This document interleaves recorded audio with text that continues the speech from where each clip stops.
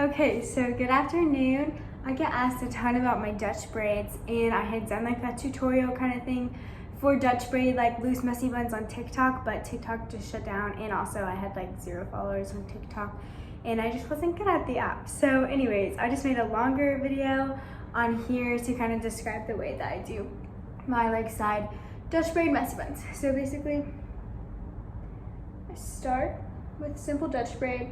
You can watch YouTube videos on, other than this one, how to Dutch braid for like more details on how to do that. But basically it's just French braids inverted.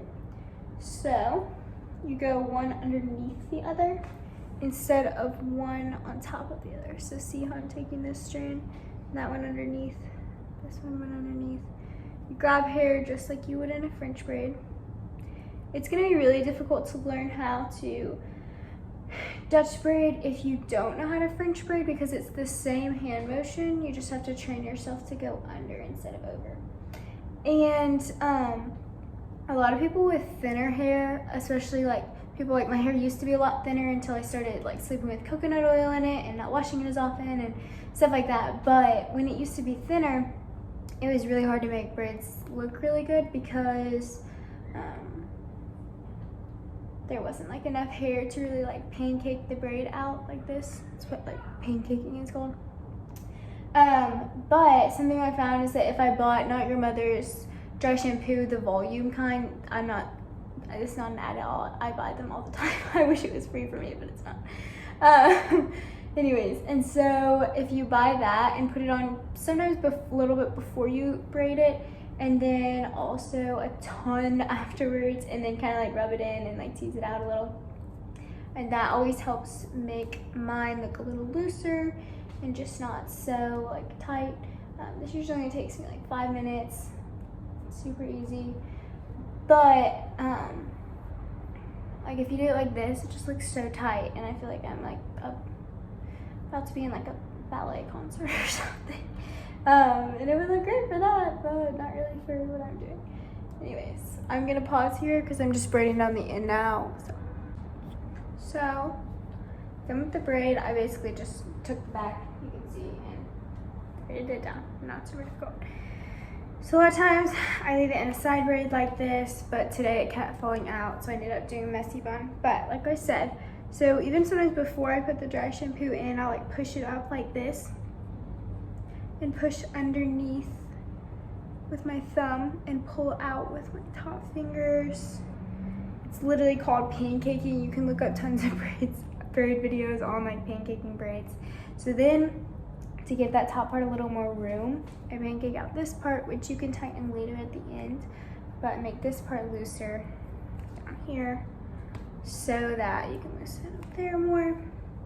And this always works better if my hair is kind of dirty, which sounds gross, but I only wash my hair like twice a week, sometimes once a week. Sorry if that's bad to anyone, but I shower like every day for sure, but just don't wash my hair a lot.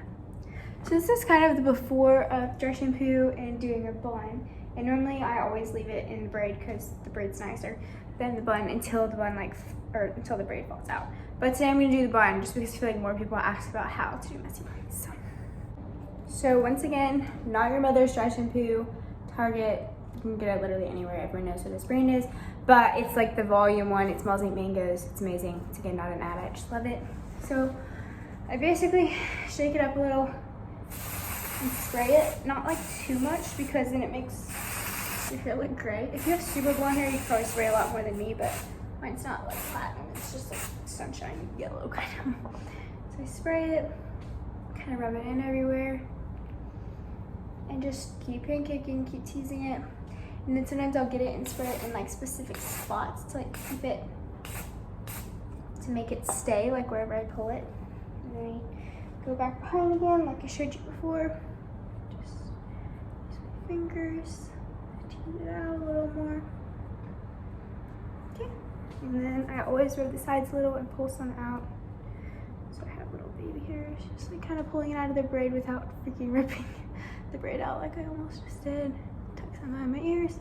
Okay, and so for the bun part, this is usually falling out or gotten kind of loose. So I like halfway take down the braid so it doesn't take the top part out. twist it around, like circular motion with my fingers. And then just in the back, take the already twisted part and keep twisting it around until it's a bun. And then I take the hair pony, go around pretty tightly. Sometimes I'll use a scrunchie after this so it looks more like cute, but this one is the one that like holds it in place because it's pretty tight. So there we go. And then once it's in the bun, you can really like bun it a lot more because that usually tightens it up a little bit. And then if my hair is like feeling it, I'll like loosen the bun, but still I'm just gonna leave it in tight so that it stays intact for the video. Anyways, comment what kind of videos you want to see more of, whether it's like hair, makeup. I'm not super good at makeup because I don't wear it that much, so maybe don't comment that one. But hair, makeup, lifestyle, me and Casey's routines. I really want to get Casey on here for some videos, but he's usually working and also a little camera shy sometimes. So comment if there's any specific kind of videos you want us to do together or just Casey. Anyways, thank you.